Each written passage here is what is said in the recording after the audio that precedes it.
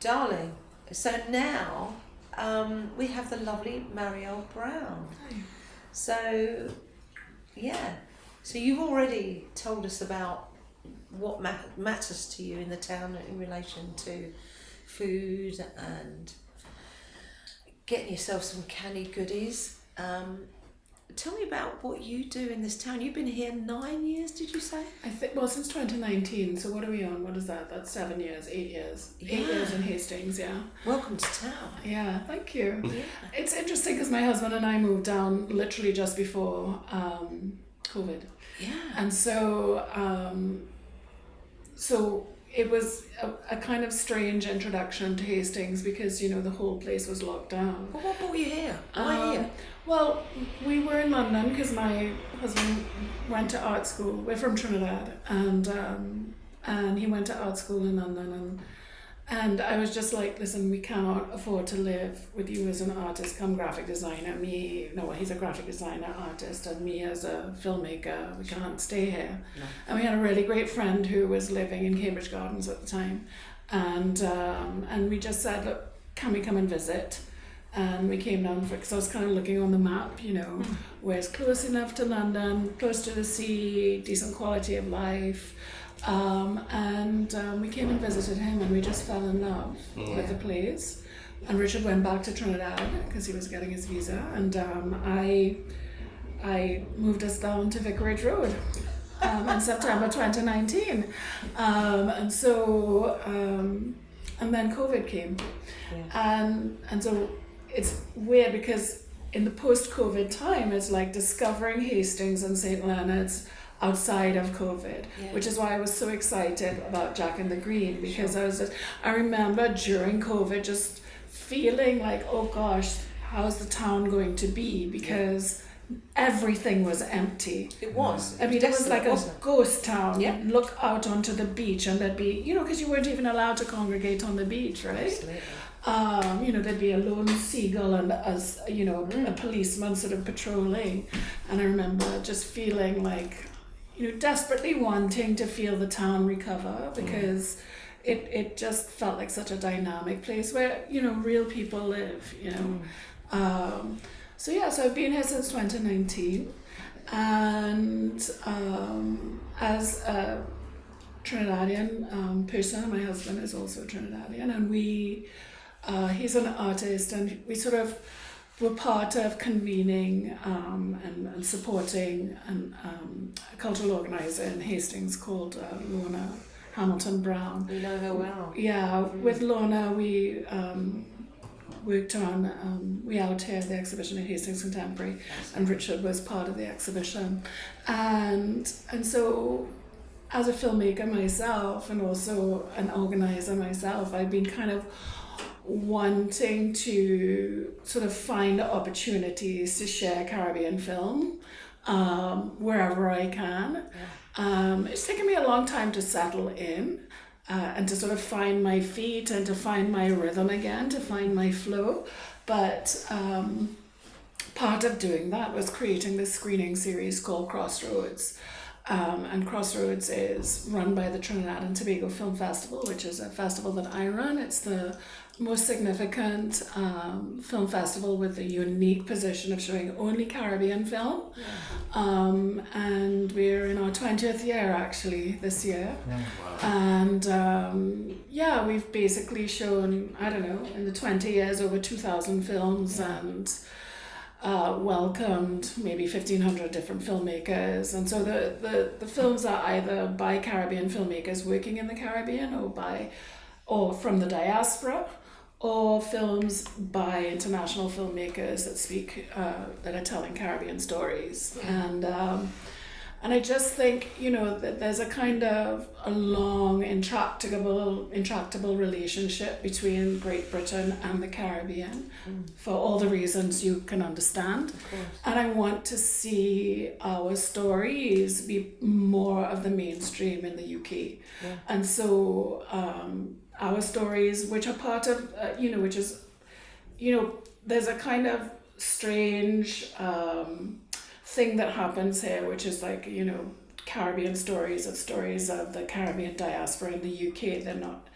there's a kind of separation in how we see them. They're not British, but of course they are. Of course they are.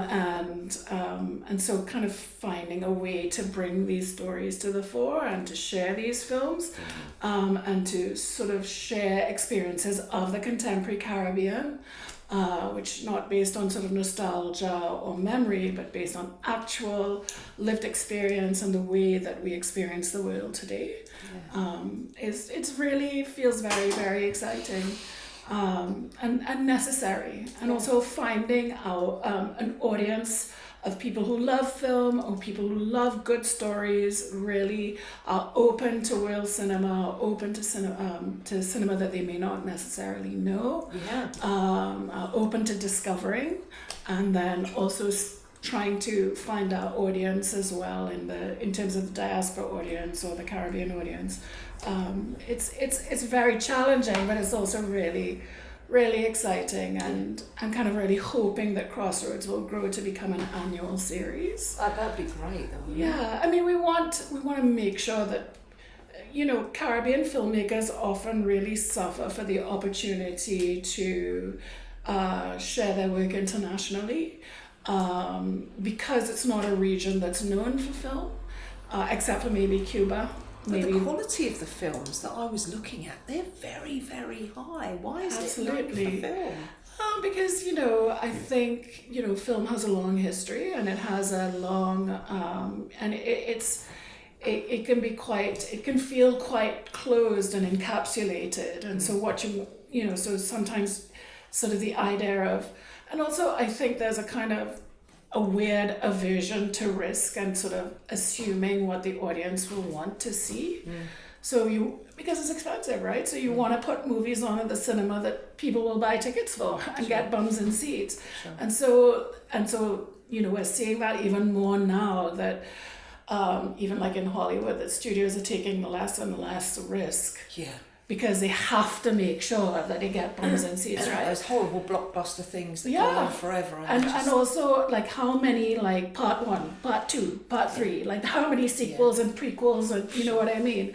And so, for me, it's about kind of just saying, listen, we have to give people, audiences, an opportunity to find us. You know what I mean? And so what can we do to give audiences an opportunity to find us? And so Crossroads is one of those things, and I'm hoping, like, I recognize that it's going to be something that has to build over time, but I think our work, the best of Caribbean cinema, can stand up with the best of cinema anywhere in the world, and deserves to be seen. And then audiences, because I believe that the more you know about a person or a place, the less frightening it is to you. That the more you see each other as human beings living, sharing this experience of living on this planet together. And I want to, and I'm hoping that because Caribbean is one of the places that is so overly exoticized. With good reason. It's got gorgeous beaches, That's not all of it. It's a great place to go and swim in the sea and get a good tan, but it's also a real place with real people who strive and work and have heartbreak and joy and all of those things. And so... But I've seen that in all of those shorts. What's so lovely about this is they're shorts. So how long is a short? Well, we're doing, just to be clear, we're doing one shorts package. So a short for us, different film festivals have different categorizations, but a short for us is anything up to 30 minutes long, under 30 minutes. And then, so it's a really nice way to get a little soupçon of this and a soupçon of that. Because you get I found the ones that I saw, because I did spend a long time just going, I want to go learn more about this. When Annette got in touch, it was like, this is not something I've ever seen. So it was fascinating looking at the variation in everything that was, you had political, you had heartbreak, there was one last year with moths, which I was fascinated by, which I talked about earlier. But there was so many beautiful stories, so documentaries and stories, and I thought, what a great night, Instead of going and saying, I'm going to commit to one film, you can go for the night and have... So the shorts various. package is we have, I think, 5 or 6 films showing in Hastings. How great. At the Electric Palace, and they've been just absolutely really great and just kind of really supportive of the idea from the get-go.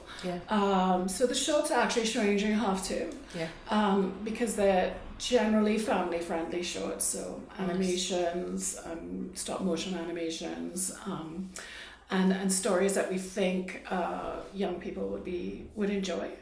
And we're also showing 2 feature films, one called Queen of Soca, which is from Trinidad and Tobago. It was just released this year. It's about, I don't know if you know about soca music, but soca music is to Trinidad what dancehall music is to Jamaica. It is the beat. Soca is what drives you at carnival time. And so it's about this singer who is trying to become, it's a rags to riches kind of will I make it story, trying to become a famous soca singer within Trinidad, because Trinidad has spawned carnivals all over the world. Notting Hill Carnival is one of the carnivals that has come from Trinidad Carnival.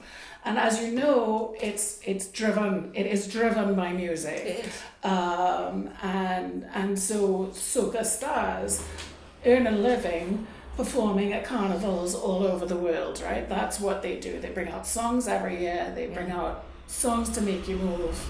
Anyway, so this soca star and Queen of Soca she's trying to find her own niche to make it big in the world, to enter a competition and make it, right? So, but in reality, the star of the film is the daughter of one of our most famous soca performers, Super Blue, and so it's a great film. It's a FaceTime feature from a director who I've known for a long time in Trinidad called Kevin Adams, and very ambitious, very brave, because making feature films in the Caribbean is hard, really hard, and so I think it's going to be a real crowd pleaser.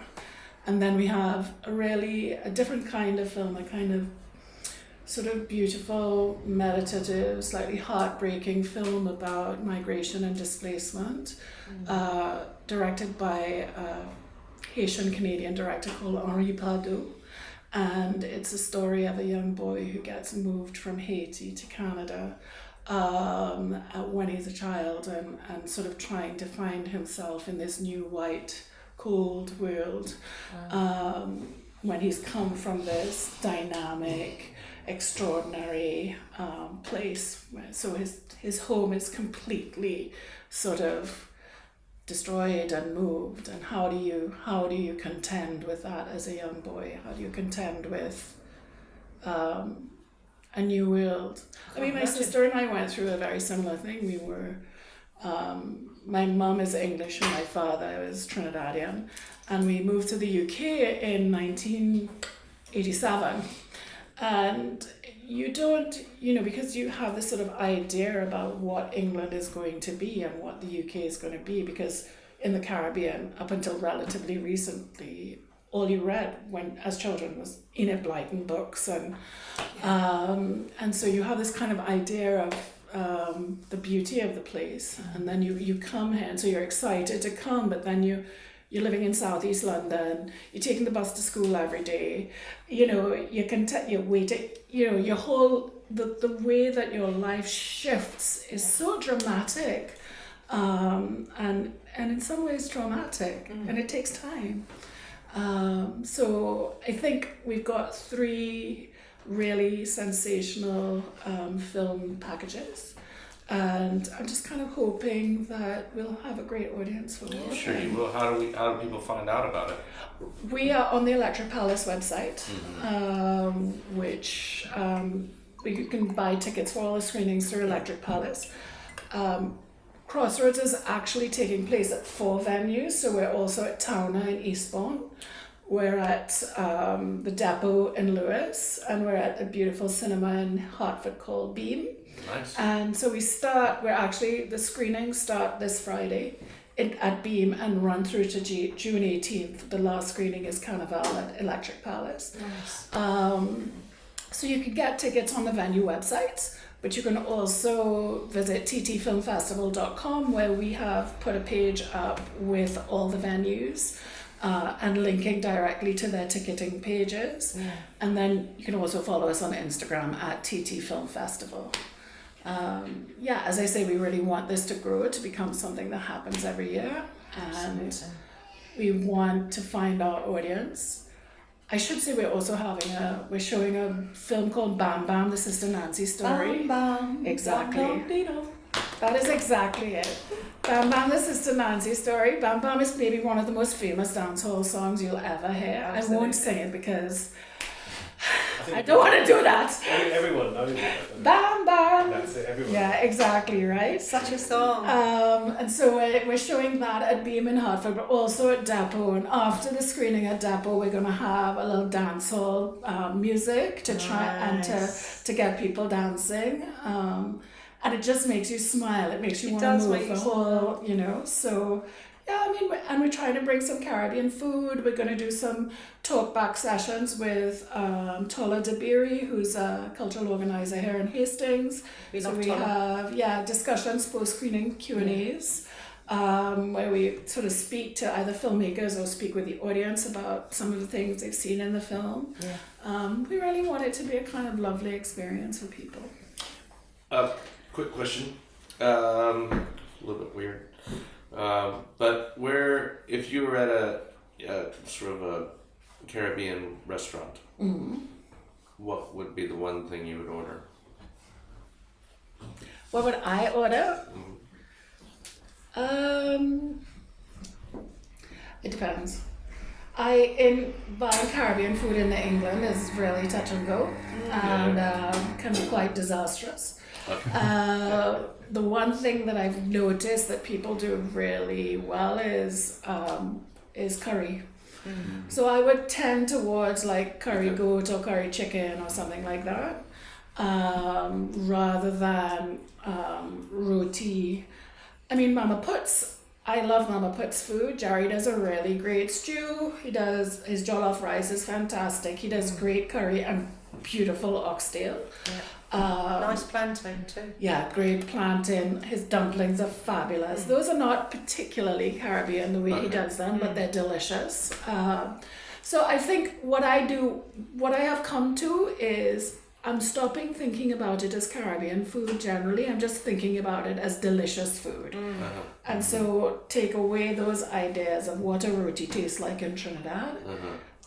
And just kind of accept that this is going to be something different, but something delicious in its own right. We can only approximate when we're thousands of miles away, right? Yeah, no, but also you just can't get the ingredients. I mean, you can't get the same ingredients that we use in the Caribbean. What are the hallmarks of Trinidadian food versus like Jamaican? Or, because obviously we all say Caribbean, but they're just like little islands on their own, or is that sort of a homogenous thing to them? Well, there are lots of different things, but so generally Caribbean people will eat a lot of rice.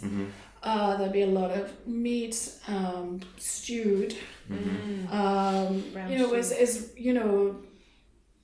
My aunt would sort of get really thinking about eating bones, but you have to think about the fact that that you're basically not wanting to waste any part of the animal, and so stews in Trinidad will have chicken bones and all of those kind of things. You would never just use the breast of the beast or the bird.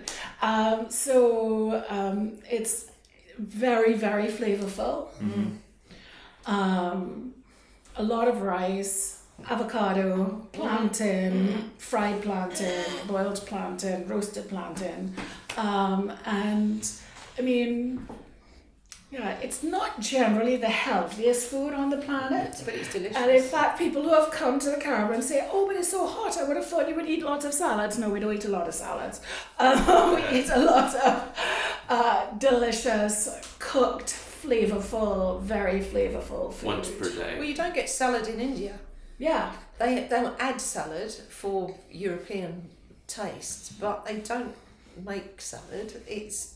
Everything's gravy, rice. It's very similar because the influence in the Caribbean there is some Indian influence, hence the roti, isn't it? Because that's a Well, Trinidad, in particular, I mean, after slavery was abolished, the British brought in indentured labourers Yeah. to try and keep the plantation system working, right? So, indentured labourers primarily came from India. Although they came from Portugal, they also came from China. They are the reason that the Trinidad food is so phenomenal. So Trinidadian street food is probably the best street food in the Caribbean. It's stuff that you can eat on the go. It's messy, it's delicious. So curry and lots of sauces, lots of beautiful chutneys and sauces. But like you said, not salad. It's amazing the impact of that indentured labour stuff. Because when I was in Fiji about 15 years ago, there's loads of curry there as well. It's like how that Indian impact has had such a massive impact on because there's Indian that Indian influences everywhere. Even in Malaysia, there's so much the best Indian curry I've ever had is in Malaysia. Yeah, I mean Trinidad and Tobago is almost evenly split between East Indians and Africans, Really? people of East Indian descent and Africans. I think there are more people of East Indian descent now in Trinidad than there are people of African descent. Guyana is the same. There was East Indian indentureship in Jamaica as well, although not on the same scale as Trinidad. So, I mean, it's a really rich, interesting food culture that we have. Just very, very punchy, full of flavour. And That guy who's just opened up on King's Road, I can't remember what he's called. Jerk and bean. Yeah, jerk and bean. I That's actually had some okay. great experiences in there. He's a lovely guy, he's cool. I want to go and try some of his stuff. He's big-hearted. Yeah. OJ, he's affectionately known as. Yeah, he's gone out Jasper. as well, so he's got some jollof Yeah. in there. And His jerk chicken is good. I had it His the other jerk day. chicken is good. Yeah. And he's just cool. Yeah. And Yeah. his goat curry was It's curry goat. curry goat, I'm sorry. I did do that. He said to me, no, Patsy, you do it the other way around. Because he opened for a bit opposite Heist, didn't he? He did. Remember, next door He to the did. sandwich And we were shop. all queuing up. And then he disappeared and it was like, No, I was gutted. no, man. But he's nice, sweet. I'm going to guy. try him. Go I'm going to try. go and get some food there Yeah. after I finish it. Yeah. 'cause, Shall we go? I Yeah, want to absolutely. I'm Let's go. happy to go and eat something there. I want to try him. go. Okay. Cool Let's beans. go. Let's go now. Shut. I'm actually hungry now. Anything to add about the festival? No, just we just really hope that folks will come out come and enjoy. and encourage you to come and see some films and experience, learn about something you may not know very much about, or be reminded of home, or be reminded of some sort of a memory of home that you have, and just give us a shot. Okay, great. Sounds great. Sounds lovely. And we'll put links to all these folks. Yeah, all the links, all the ticket links, everything goes into the body. Thank you. Yeah, no, we will promote it. And this will go out to 40 different Facebook sites and Instagram, and it goes onto YouTube. And we'll split it up. You can send it You can wherever be you want. famous. Perfect. I will do that. Yeah. I will It's absolutely do You've that. been an absolute star. Thank you you. so much, Mariel. Wait. Don't ping yet. Don't I feel like ping. I'm giving my Oscar No. speech and you're just about to Exactly. ping me and I'm like, Take the bell away from the boy. Thank you, Mariel. Thank You've been you. lovely. Our town has plenty again. I agree. Our Great town stuff. certainly has Yeah, plenty. Absolutely. I'm very glad to be here. I think. All right, that's a good point.